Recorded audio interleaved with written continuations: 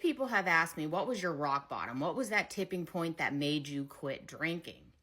And I didn't have one because in my mind, I had this standard checklist that if you checked off any of these boxes, that meant you were an alcoholic and you had a problem with drinking.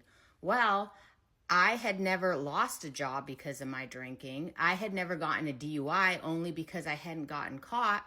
And my spouse wasn't giving me an ultimatum of quit drinking or I'm leaving. So in my mind, I thought I was good because I thought that's what rock bottom was. But if you looked at other areas of my life, my mental health was an absolute dumpster fire. I was so full of anxiety and depression.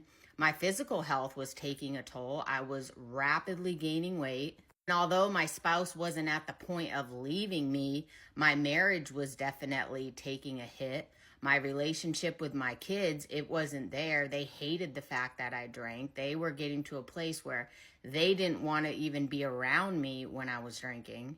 Finances, with all the reckless and impulsive spending I was doing when I was drinking or going out to the bar, buying drinks, that wasn't in a good place. But in my mind, because I thought there was this standard checklist, I figured I was good because technically I haven't really lost anything yet.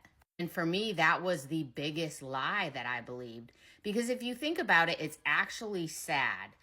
I have to get to a point with my drinking that I lose something, that I'm facing divorce, that I'm facing legal issues from a DUI, or I'm jobless before I come to a realization that I have a problem and I need to quit drinking. So let it get to that point and then quit.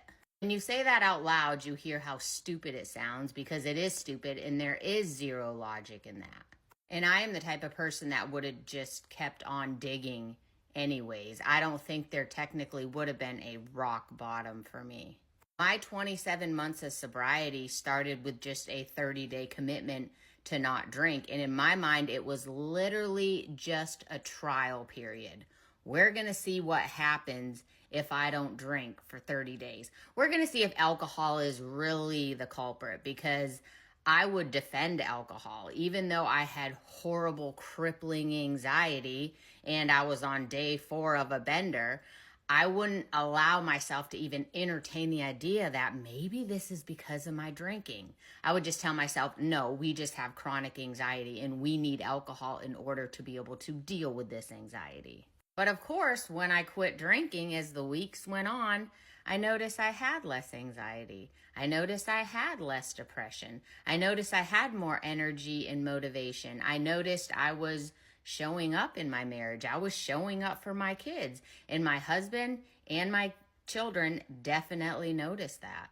So it's almost like I did have a problem with drinking, but I just hadn't hit that stereotypic rock bottom yet.